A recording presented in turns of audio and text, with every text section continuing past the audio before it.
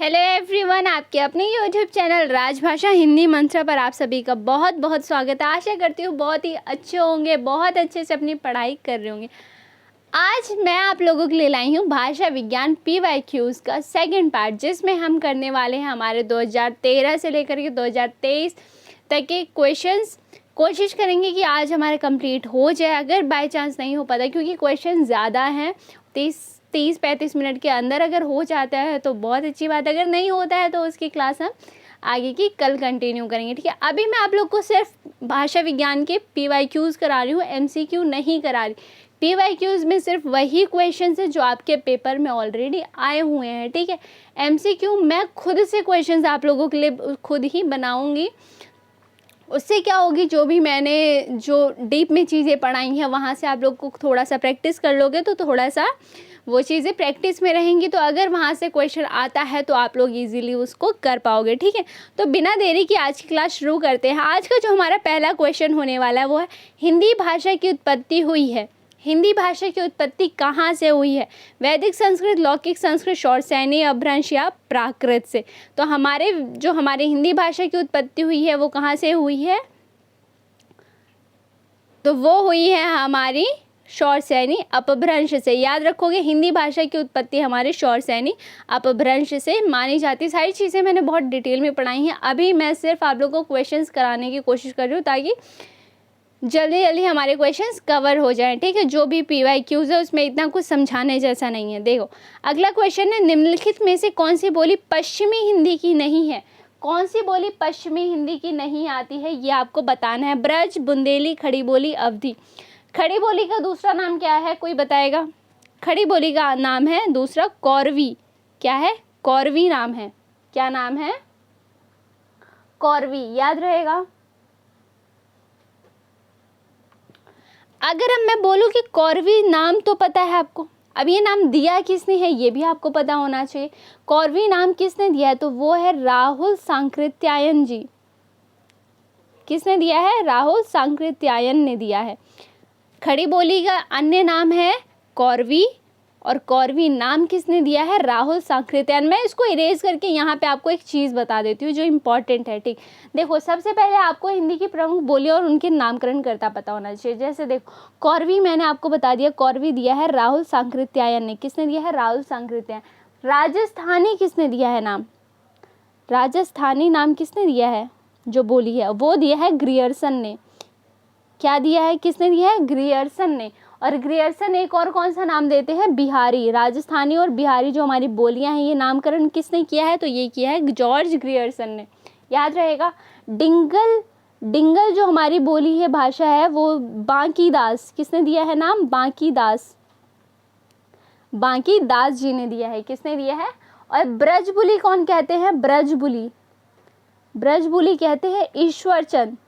ब्रजबुली ईश्वरचंद। और भोजपुरी किसने नाम दिया है? भोजपुरी दिया है रेमंड ने। और वहीं पे एक हमारी बस्ती है मैथिली, उन्होंने दिया है कोलब्रुक ने। किसने दिया है? कोलब्रुक ने। याद रहेगा। कौरवी दिया है हमारे राहुल सांकृत्यायन जी ने। राजस्थानी और बिहारी देते हैं ग्रियर्सन ने दिया है। किसने नामकरण किया है? ग्रियर्सन ने। डिंगल ने किसने किया है? तो बांकी दास ने। और ब्रजबुली किया है ईश्वर चंद्र ने। किसने? ईश्वर चंद्र ने। और वहीं पे रेमंड ने क्या किया कहा है? भोजपुरी नाम दिया है। रेमंड ने क्या नामकरण किया है? भोजपुरी। याद रहेगा क्या? और वहीं पे कोलब्रुक बचते हैं, उन्होंने क्या किया है? मैथिली। ठीक है, इतना क्लियर हो गया। आगे देखो क्या है, एक सेकेंड, क्या हो रहा है? हाँ देखो, इसका आंसर हमारा क्या हो जाएगा? निम्नलिखित में से कौन सी पश्चिमी हिंदी की नहीं? तो मैंने आपको बताए थे, हमारे अपभ्रंश बताए थे, उनकी जो उपभाषाएं हैं, उनकी जो बोलियां हैं, मैंने आपको अच्छे से बताए थे। तो पश्चिमी हिंदी हमारी कौन सी अपभ्रंश से निकलती है? तो ये निकलती है हमारी शौरसेनी से। आपको ये पता होना चाहिए कौन सी अपभ्रंश से निकलती है। शौरसेनी से निकलती है। शौरसेनी से 3 निकलती है, पहाड़ी यानी राजस्थानी, पहाड़ी और पश्चिमी हिंदी। ठीक, तो पश्चिमी हिंदी में क्या क्या आता है हमारा? ब्रज आता है, कन्नौजी आती है, बुंदेली आती है, और क्या आती है? खड़ी बोली आती है, हरियाणवी आती है, और दक्षिणी। इसमें हमें बताना है नहीं है। तो क्या अवधी है हमारी? ब्रज, बुंदेली, खड़ी बोली तो है, खड़ी बोली को एक और भी कहते हैं, और राहुल सांकृत्यायन ने नाम दिया, मैंने अभी आपको। अवधी कौन सी की भाषा है, कौन सी हिंदी की? तो ये है हमारी अर्धमागधी से निकलती है पूर्वी हिंदी। पूर्वी हिंदी, अर्धमागधी से क्या निकलती है? पूर्वी हिंदी। और पूर्वी हिंदी की कौन कौन सी हो जाती हैं? अवधी, बघेली और छत्तीसगढ़ी, ये 3 निकलती हैं पूर्व हिंदी की। आगे समझ, आगे बढ़ते हैं, अगला क्वेश्चन देखते हैं। अगला क्वेश्चन जो है हमारा, बिहार नहीं बिहारी, बिहारी उपभाषा वर्ग के अंतर्गत कौन सी बोली नहीं होती है? बिहारी उपभाषा के अंतर्गत कितनी? अब मैंने आपको बिहारी में भी 3 बताए थे, कौन कौन सी? भोजपुरी, मगही और मैथिली, ये 3 आती हैं हमारी बिहारी हिंदी के अंतर्गत जो बोलियां हैं। भोजपुरी, मगही, मैथिली। बुंदेली किसकी है? बुंदेली अभी मैंने बताया था पश्चिमी हिंदी में आती है, पश्चिमी हिंदी में आती है। पश्चिमी हिंदी किस में आती है हमारी? पश्चिमी हिंदी में आती है। ठीक, याद रहेगा? कोई डाउट? इतना क्लियर? आगे देखो अगला क्वेश्चन क्या है हमारा, ब्रज भाषा का विकास किससे हुआ है? हमारा जो ब्रज भाषा है उसका विकास किससे हुआ है? तो ब्रज भाषा का हमारा विकास हुआ है शौर सैनी से। किससे हुआ है? शौर सैनी से हुआ है। कहाँ से हुआ है? शौर सैनी से। याद रहेगा, ब्रज भाषा का विकास कहाँ से होता है हमारा? शौर सैनी से। क्यों? शौर सैनी हमारी जो अपभ्रंश है, शौर सैनी से निकलती है हमारी कौन सी उपभाषा? पश्चिमी। और पश्चिमी की ही एक बोली है हमारी ब्रज। मैंने आखिरी 2 क्वेश्चन में यही चीज़ आपको, देखो सेम चीज़ें हैं लेकिन देखो आप वो किस तरह से घुमा के क्वेश्चंस पूछ रहा है ना। मैंने सेम चीज़ आपको 3 बार बताई, 3 क्वेश्चन सेम थे, चीज़ें वही थी, बस क्वेश्चन पूछने का तरीका अलग था। आपको यही चीज़ ध्यान से देखनी है कि किस तरह से एनटीए आपको क्वेश्चंस घुमा के पूछ रहा है। ठीक है, तो आपको जो भी आपने टॉपिक पढ़ा है वो इतना अच्छे से पता होना चाहिए कि वहाँ से जितना घुमा के क्वेश्चन दे दिया जाए, कैसे भी क्वेश्चन पूछा जाए, आपको उसका जवाब आना चाहिए। ठीक है, आगे समझ। आगे देखो अगला क्वेश्चन क्या है हमारा, अपभ्रंश में कुल कितने स्वर थे? अपभ्रंश में मैंने आपको कराए थे, अपभ्रंश में कुल कितने स्वर थे? तो देखो अपभ्रंश में हमारे कितने स्वर हैं? तो वो है 8 हैं। कितने हैं? 8। 2 होते हैं स्वर, एक होता है ह्रस्व स्वर, एक होता है हमारा दीर्घ। क्या होता है? दीर्घ। ह्रस्व में कौन कौन से आ जाते हैं? अ आता है, ई आता है, उ आता है और ए आता है। ठीक, दीर्घ में क्या क्या आ जाएगा हमारा? आ, ई, बड़ा उ और ओ। एक सेकंड रुको, क्या आ जाएगा? ओ आ जाएगा। ठीक है, ये है हमारे अपभ्रंश के स्वर। अब ये ए और ये वाला औ, ये हमारे आदिकाल में मिलते हैं। कहाँ मिलते हैं? आदिकाल में मिलते हैं। आया समझ? अपभ्रंश में कुल 8 स्वर माने गए हैं, 4 ह्रस्व हैं, 4 दीर्घ हैं, जिसमें ए और औ क्या है? ये हमारे आदिकाल में मिलते हैं, आदिकाल में मिलते हैं। ठीक है, क्लियर हो गया इतना? आगे देखो क्या है, मगही किस हिंदी प्रदेश की बोली है? मगही किस हिंदी प्रदेश की बोली है? मध्य प्रदेश, बिहार, राजस्थान, छत्तीसगढ़, कहाँ की है? तो देखो हमारी मगही जो है वो कहाँ की है? मगही हमारी बिहार की है। मैंने अभी बताया भोजपुरी, मगही, मैथिली अभी बताया था मैंने, देखो कहाँ गया? बिहारी उपभाषा के अंतर्गत सेम चीज़ें पूछता है। इतना वो थोड़ा सा क्या करता है एंटी, बस क्वेश्चन को घुमा देता है। जाहिर सी बात है, अब नर्सरी क्लास में तो आप हैं नहीं जो एकदम सेम टू सेम चीज़ें एकदम बुक से ले करके रख दी, नहीं ऐसे तो नहीं पूछेगा वो, जाहिर सी बात है। और बहुत इतना कंपटीशन है तो इस तरह से तो आएंगे ही क्वेश्चंस। देखो भाषाओं के पारिवारिक वर्गीकरण का आधार क्या है? भाषाओं का जो वर्गीकरण किया गया है, कौन से? जो भौगोलिक क्षेत्र के आधार पर, ये सारी चीज़ें मैंने आपको पढ़ाया है ना, इसकी भौगोलिक स्थिति, तो ये किस आधार पर किया गया है? हमारी रूप रचना, ध्वनि, इतिहास या अर्थ, तो ये हमारा वर्गीकरण इतिहास के आधार पर हुआ है। किसके आधार पर हुआ है? इतिहास के आधार पर हुआ है। ठीक है, यूरेशिया, अब मैंने आपको इसमें कुछ भूखंड कराए थे, कौन कौन से भौगोलिक क्षेत्र के आधार पर जो थे हमारे, यूरेशिया, अफ्रीका, प्रशांत महासागरीय, अमेरिका भूखंड, ये सारी चीज़ें याद हैं क्या? इसमें कोई डाउट तो नहीं है? डाउट है तो आप कमेंट सेक्शन में लिख देना, ठीक है। बाकी आप क्लास देख लोगे, भाषा विज्ञान की पूरी मैंने एक प्लेलिस्ट बना दी है, उसमें आपको 11 से 12 क्लासेस मिल जाएंगी, सारी आधे घंटे 40 मिनट की हैं। आप उसको अच्छे से कर लो कवर, आपका पूरा भाषा विज्ञान का कॉन्सेप्ट अच्छे से क्लियर हो जाएगा। मैंने कोशिश की है कि जो बोलियां हैं या जो क्षेत्र थे उनको मैं मैप के थ्रू समझाने की आपको कोशिश करूँ कि कहाँ हमारी आर्य भाषाएँ हैं, कहाँ से कौन सी भाषा है, तो आपको ईजीली थोड़ा सा ईजी हो जाएगा याद करने में, ठीक है। अगला क्वेश्चन देखो, अपभ्रंश का मुख्य छंद क्या है? अपभ्रंश का मुख्य, ये शायद से कल क्वेश्चन दोहा दुहा करके भी था, ठीक है। दोहा दुहा किसका छंद, किसका वो है, तो वहाँ अपभ्रंश ऑप्शन था, अपभ्रंश, प्राकृत, ये सारी चीज़ें थी। देखो क्वेश्चन सेम ही चीज़ है, बस उल्टा कर दिया है ना, और तो कुछ नहीं है। अपभ्रंश का मुख्य छंद क्या है? दोहा है हमारा, दोहा को ही दुहा भी कहा जाता है, ठीक है, याद रहेगा।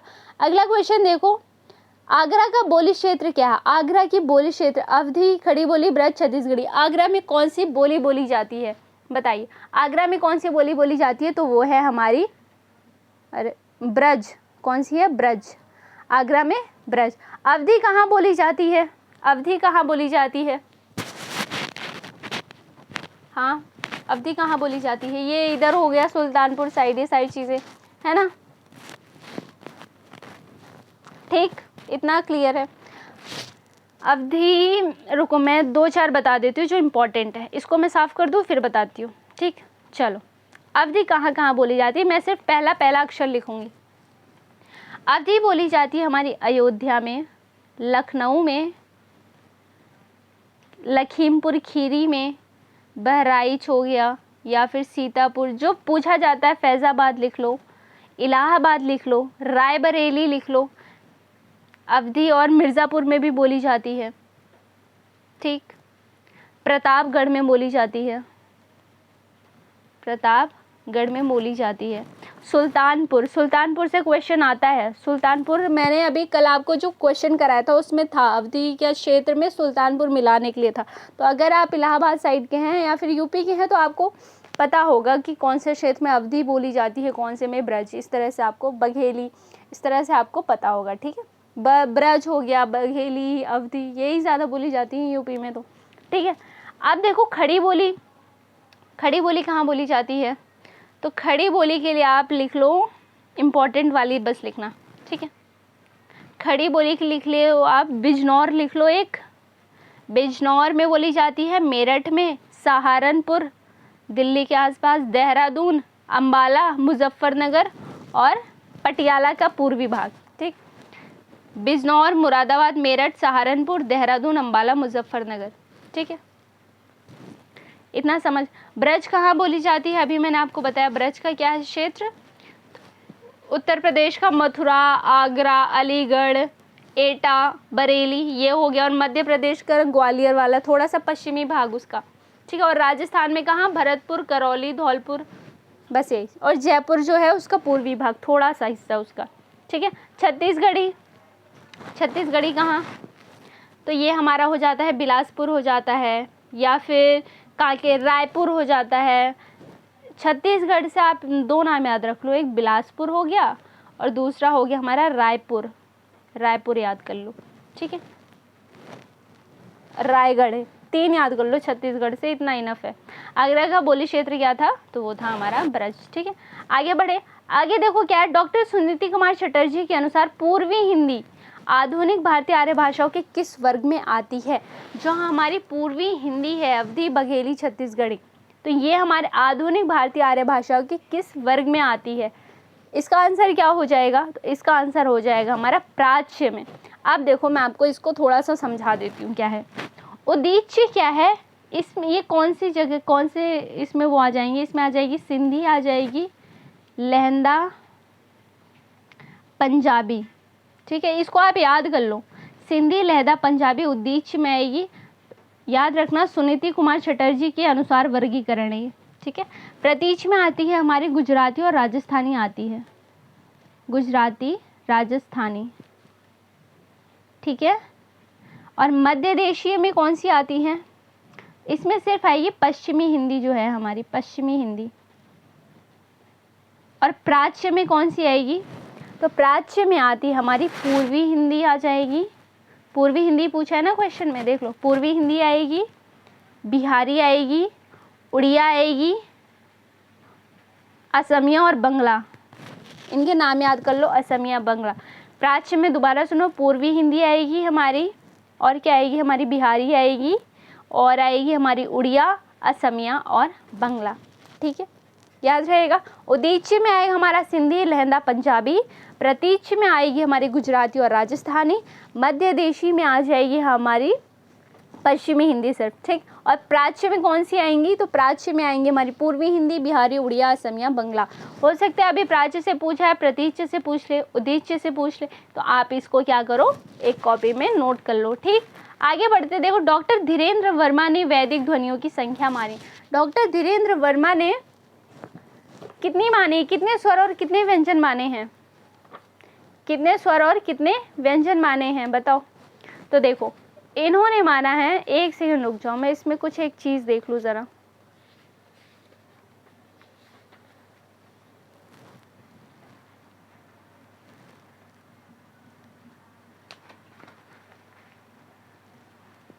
चलो ठीक, हाँ। तो इन्होंने कितने माने हैं? तो इन्होंने माने हैं हमारे 13 स्वर 38 व्यंजन। टोटल ये मानते हैं 51 अपने हिंदी साहित्य का इतिहास से। आई थिंक यही पुस्तक का नाम है इनकी, हिंदी साहित्य का इतिहास, ऐसा ही कुछ नाम है, मुझे करेक्ट याद नहीं आ रहा है, एक बार आप चेक कर लेना। ठीक है, ए है इसका 13 स्वर और 38 व्यंजन, टोटल 51 माने हैं। कितने? 51 टोटल है, जिसमें 13 स्वर और 38 व्यंजन है। आगे देखो अगला क्वेश्चन, में से कौन सी बोली पश्चिमी हिंदी वर्ग की नहीं है? कौन सी बोली पश्चिमी हिंदी वर्ग की नहीं है? पश्चिमी में मैंने बहुत बार बता दिया, अवधी, ब्रज, बुंदेली, कन्नौज, इनमें से कौन सी नहीं है? तो हमारी अवधी कहाँ की है? पूर्वी हिंदी है ना, क्लियर है। आगे देखो अगला क्वेश्चन क्या है, श ध्वनि का उच्चारण स्थान क्या है? हमारे श ध्वनि जो है हमारी श, इसका उच्चारण स्थान क्या है? इसका है हमारा तालव्य। अब देखो श ये वाला, ये स से षटकोण और ये स, इन तीनों के जो उच्चारण स्थान है वो देख लो आप एक बार। श का क्या हो जाएगा? तालव्य, क्या हो जाएगा? तालव्य। और स से षटकोण का हो जाएगा मूर्धन्य, क्या हो जाएगा? मूर्धन्य। मैंने ये आपको बहुत अच्छे से बताया है किस तरह से हम लाइन से कर सकते हैं, जहाँ आप भूले ना, यहाँ मैं डायरेक्ट बता रही हूँ आपको। और यहाँ हो जाएगा दंत्य। उच्चारण स्थान मैंने कैसे बताया था? क त म द ओ, यानी क से कंठ, तालव्य, मूर्धन्य, दंत, ओष्ठ, क वर्ग, च वर्ग, ट वर्ग, प वर्ग, इस तरह से आप याद कर सकते हो। ठीक है, वो अब मैंने सारी चीज़ें, ये सारी चीज़ें क्लास में आपको बताई हैं, आप क्लास जाके देखोगे तो वहाँ से आपको मिल जाएंगी सारी चीज़ें। ठीक है, अभी मैं थोड़ी देर की क्लास में कितना ही एक्सप्लेन कर दूंगी। मैथिली का प्राचीनतम उपलब्ध ग्रंथ है, मैथिली का प्राचीनतम उपलब्ध ग्रंथ कौन सा है? तो ये है हमारा वर्ण रत्नाकर। ठीक है, आज का क्वेश्चन है वर्ण रत्नाकर के रचयिता कौन है?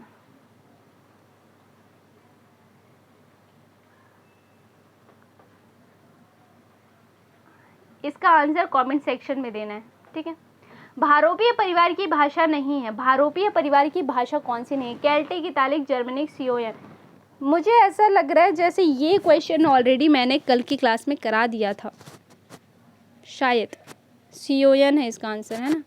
ये केल्टिक, ये केतुम और सतम, केतुम और सतम के नाम जोड़ के मिला करके लिख रखे हैं। ठीक है, आपको पता होना चाहिए केतुम में कौन कौन सी भाषाएं हैं और सतम में कौन कौन सी हैं। ठीक है, हाँ ये कराया है शायद मैंने कल की क्लास में। हाँ देखो, आधुनिक आर्य भाषाओं के वर्गीकरण के अनुसार पूर्वी समुदाय की भाषा नहीं है। आधुनिक आर्य भाषाओं के वर्गीकरण के अनुसार पूर्वी समुदाय की भाषा नहीं है। कौन सा? उड़िया, मराठी, बिहारी, बंगला, कौन सी है? तो ये आ जाएगा हमारा मराठी। कौन सा आ जाएगा? मराठी। ठीक है, इनमें से कौन सी ध्वनि संयुक्त व्यंजन है? कौन सी ध्वनि संयुक्त व्यंजन है? संयुक्त व्यंजन क्या होता है? जब दो भिन्न व्यंजन मिलकर एक नया रूप ग्रहण करते हैं। भिन्न व्यंजन पूछा है तो दो भिन्न भिन्न व्यंजन, और स्वर पूछा होता है तो भिन्न भिन्न स्वर। ठीक है, तो देखो क्या दो भिन्न व्यंजन है ना, ठीक, भिन्न है। च में कौन सा है, सेमी, ठीक। तो ये क्या आंसर क्या हो जाएगा, क्या। और च हमारा, च क्या है ये, रुको, च क्या है हमारा, च ये है हमारा द्वित द्वित द्वित ऐसा कुछ द्वित व्यंजन होता है। ट हो जाएगा हमारा क्या, स्पर्श व्यंजन हो जाएगा हमारा। और अ क्या हो जाएगा, ये हो जाएगा संयुक्त स्वर हो जाता है, संयुक्त स्वर, ठीक है, याद रहेगा। आगे देखो अगला क्वेश्चन है हमारा, इनमें से कौन सी ओकार बहुला नहीं है। मैंने कल आपको आकार बहुला और ओकार बहुला कराया था, अच्छे से कराया था, ठीक। देखो इनमें से कौन सी ओकार बहुला नहीं है, खड़ी बोली, ब्रज, बुंदेली, कन्नौजी, कौन सी नहीं है। इसका आंसर हो जाएगा ए, खड़ी बोली। खड़ी बोली नहीं है हमारी, क्या है, खड़ी बोली नहीं है। खड़ी बोली क्या है, ये है हमारी आकार बहुला, आकार बहुला, ठीक है। आकार बहुला क्या है हमारी, खड़ी बोली क्या है, आकार बहुला है, ठीक है। क्लियर है क्या इतना। बुंदेली क्या है,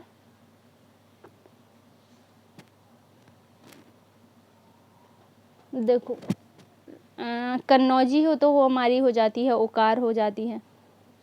बुंदेली भी और ब्रज भी हमारी ओकार हो जाएगी, इसमें तो कोई डाउट नहीं है। कुमाऊनी भी हमारी ओकार होती है, गढ़वाली और मालवी भी, मारवाड़ी भी। और आकार में कौन कौन सी आ जाती हैं, कौरवी, दक्षिणी, खड़ी बोली, कौरवी खड़ी बोली है, खैर हरियाणवी हो जाती है। उदासीन आकार बहुला क्या होती है, उदासीन आकार बहुला होती है हमारी अवधी और बघेली, अवधी और बघेली, ठीक है। और इकार बहुला क्या होते हैं, इकार बहुला कौन सी बोली होती है हमारी, तो वो हो जाती है हमारी भोजपुरी होती है। इकार बहुला भोजपुरी, याद नाम याद कर लो, इकार बहुला भोजपुरी होती है। भाषा निर्माण की इकाइयों का सही अनुक्रम क्या है, भाषा निर्माण की इकाइयों का सही अनुक्रम, सबसे पहले शब्द आएगा, ध्वनि आएगा, वाक्य आएगा, पद आएगा। क्या आएगा, शब्द, वाक्य, ध्वनि, पद, पद, वाक्य, ध्वनि, शब्द, ध्वनि, शब्द, पद, वाक्य। क्या हो जाएगा इसका आंसर, तो हो जाएगा इसका डी। ध्वनि होएगी, शब्द होएगा, फिर पद होएगा, फिर पूरा वाक्य बनेगा, ठीक है। आगे देखो क्या है, निम्नलिखित में से उच्चारण स्थान के आधार पर कंठ से लेकर मुख्य विवर्त में उच्चारित व्यंजन ध्वनियों का सही अनुक्रम है। उच्चारण स्थान के आधार पर कंठ से लेकर मुख्य विवर्त में उच्चारित व्यंजन ध्वनियों का सही अनुक्रम क्या होता है, मैंने आपको इसका बताया था। इसका आंसर हो जाएगा हमारा ए, कंठ होता है सबसे पहले, फिर आता है तालव, फिर आता है वत्सर्य, वत्सर्य, वत्सर्य होता है, ये ऐसा लिखा जाता है, वो लिखा नहीं जा रहा था इसलिए इस तरह से लिख दिया मैंने, ये होता है, ठीक। दंत्य हो जाएगा और ओष्ठ हो जाएगा, क्या हो जाएगा, इसका आंसर हो जाएगा हमारा ए। कंठोष्ठ ध्वनि का उदाहरण है, हमारे कंठोष्ठ ध्वनि का उदाहरण क्या है, अ, ए, क, त, क्या हो जाएगा, तो इसका आंसर हो जाएगा अ। कंठोष्ठ ध्वनि का उदाहरण क्या है, अ। मैंने कंठोष्ठ, ओष्ठ, कंठ ये सारी ध्वनियाँ आपको ऑलरेडी बता रखे हैं, तो आप जाके क्लास से देख सकते हो, ठीक है। शब्द जब वाक्य में प्रयुक्त होने की योग्यता प्राप्त करता है तो उसे कहा जाता है, जब शब्द वाक्य में प्रयुक्त होने की योग्यता प्राप्त करता है तो उसे क्या कहा जाता है, तो उसे कहा जाता है पद। क्या कहा जाता है, पद कहा जाता है। अर्धमागधी अपभ्रंश से विकसित बोली है, अर्धमागधी अपभ्रंश से विकसित बोली क्या है, बघेली, क्या है, अवधी, बघेली, छत्तीसगढ़ी, छत्तीसगढ़ी, ये है हमारी अर्धमागधी की। बांगरू किसकी है, देखो ब्रज हमारी आ जाती है, किस में आ जाएगी हमारी, हो जाती है पश्चिमी हिंदी, भोजपुरी हो जाएगी हमारी बिहारी हिंदी, मागधी और शौरसेनी। इनमें से कौन सा विराम चिन्ह है ऐसा जो हिंदी में अंग्रेजी भाषा से नहीं लिया गया, कौन सा ऐसा विराम चिन्ह है जो हिंदी में क्या है, अंग्रेजी भाषा से नहीं लिया गया है, तो वो है हमारा ये, ठीक, फुल स्टॉप। ये अंग्रेजी में हम लगाते हैं क्या, नहीं लगाते हैं ना, हिंदी में लगाते हैं, ठीक है। आगे देखो, इनमें से कौन सा युग्म अघोष ध्वनि है, मैंने आपको कल घोष, अघोष, महाप्राण, अल्प प्राण ये सारी चीज़ें दोबारा से बताई, क्लास में बताई थी बट मैंने क्वेश्चन कराते टाइम भी दोबारा से बताया था। तो देखो कौन सा युग्म क्या है, अघोष ध्वनि नहीं, अघोष ध्वनि है, कौन सा है इसका आंसर, अघोष ध्वनि है, ग, घ, ड, ढ, प, फ, द, ध, क्या है?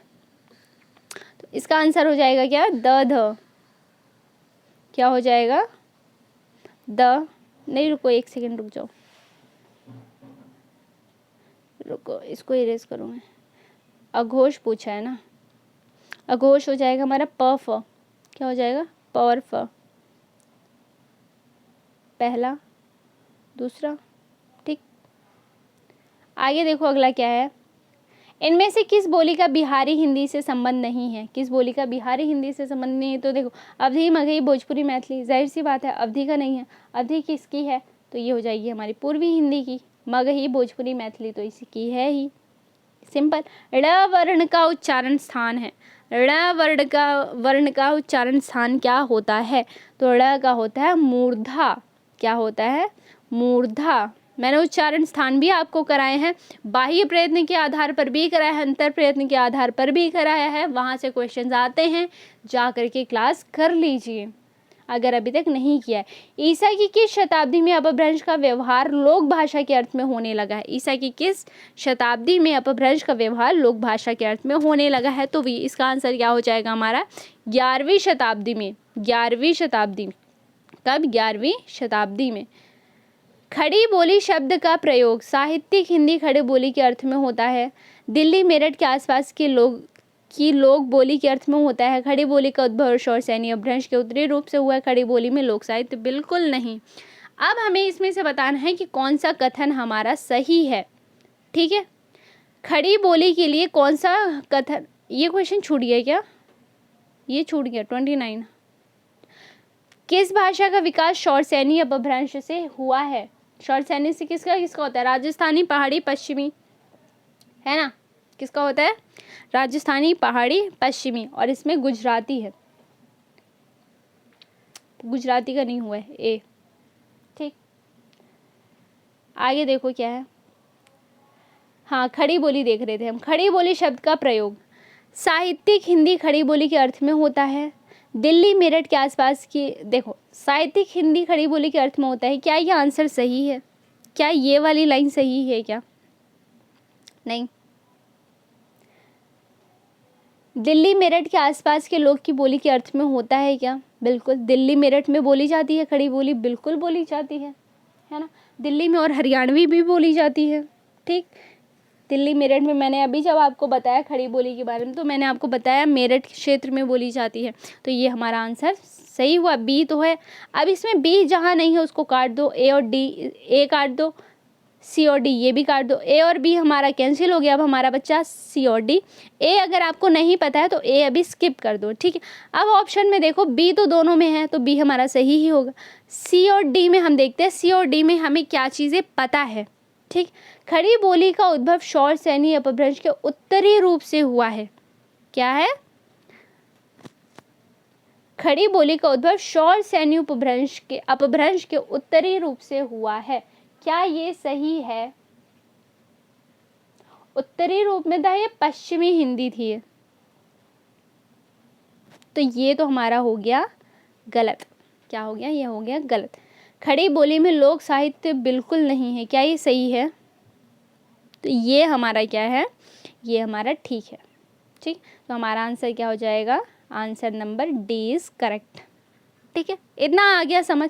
देखो इस तरह से आपको अगर कोई चीज़, ऐसा कोई क्वेश्चन है जो आपको 1 से 2 पॉइंट पता है बट बाकी नहीं पता, तो आप इस तरह से एलिमिनेट कर सकते हो ऑप्शंस को। ठीक, कि अगर आपको ए पता है तो देख लो कौन सा, किस में ए है, जिसमें नहीं है तो जाहिर सी बात है ए वाले, जिसमें नहीं है अगर आप ए ऑप्शन सही है, ए इसका कथन कोटेशन सही है, तो इसका मतलब जो ऑप्शन में ये नहीं है तो उसको तो काट ही सकते हो। इस तरह से थोड़ा सा वहाँ पे ना एग्ज़ाम में थोड़ा सा हाँ प्रेशर होता है। इतना जितनी सोचने की क्षमता यहाँ होती है ना, वो एग्ज़ाम में रियलिटी यही है, थोड़ी सी कम हो जाती है। वहाँ पे सारी चीज़ें जितना हमने आज तक पढ़ा है, साल 2 साल 6 महीने जितना भी पढ़ा होता है, सारी चीज़ें उस टाइम माइंड में घूमती और एकदम से मतलब सब चीज़ ऐसे हो जाते है जैसे पढ़ा है पर क्या पढ़ा है याद ही नहीं है। ठीक, तो वहाँ मानती हूँ थोड़ा सा प्रॉब्लम होता है, बट इसीलिए आपको प्रैक्टिस कराई जाती है। आप जितना प्रैक्टिस करोगे उतना ही आप लोगों के लिए बेहतर होती हैं चीज़ें। आप जितना पढ़ोगे उतनी ही ज़रूरी है कि आप क्वेश्चन की प्रैक्टिस करो, PYQs लगाओ, MCQ लगाओ। ऐसा नहीं कह रही कि सिर्फ एक क्लास देखो, जितनी क्लास आपको जहाँ जहाँ से क्वेश्चंस मिल रहे हैं आप सब कर लो, ठीक। यूट्यूब पे पता नहीं कितने टीचर्स हैं, सब ने कुछ ना कुछ भाषा विज्ञान से रिलेटेड, हाँ कुछ सेम बस करा देते हैं। कुछ MCQs अगर आपको मिल रही हैं तो वो कर लो, PYQs तो आप कर ही सकते हो, ठीक है। इस तरह से आप क्या करो, थोड़ा सा यूट्यूब पे भी एक्सप्लोर करो, नई नई चीज़ें देखो, नए क्वेश्चंस देखो। हाँ थोड़ा गलत ज्ञान मत ले लेना, बस सही चीज़ दे देखना, ठीक है। बाकी ऐसे ही मेहनत करते रहो। अगला जो हमारे जो 2015-2017 तक के मैंने क्वेश्चंस शायद करा दिए। अभी मैंने क्वेश्चंस PPT बना तो ली है, बट थोड़ा सा अभी कुछ चीज़ें इसमें से ठीक करनी ज़रूरी है। वो मैं इसलिए आपको क्या करूँगी, कल इसके आगे के क्वेश्चंस करा दूँगी। आज टाइम भी काफ़ी हो गया, ठीक है। तो मिलते हैं कल की क्लास में। ऐसे ही पढ़ते रहो, खूब मेहनत करते रहो, अच्छे से रिवीजन करो, MCQs लगाओ, PYQ करो। सिर्फ कॉन्सेप्ट पढ़ लेने से चीज़ें नहीं हो जाती, ठीक है। और अगर चैनल को सब्सक्राइब नहीं किया है, चैनल को सब्सक्राइब कर लियो। और अगर थोड़ी भी वीडियो हेल्पफुल लगी हो तो प्लीज़ वीडियो को लाइक करना और शेयर करना, ठीक है। और जो मैंने क्वेश्चन आज दिया है उसका आंसर कमेंट सेक्शन में लिख देना। ओके, मिलते हैं कल की क्लास में, तब तक के लिए thank you so much for watching, bye bye.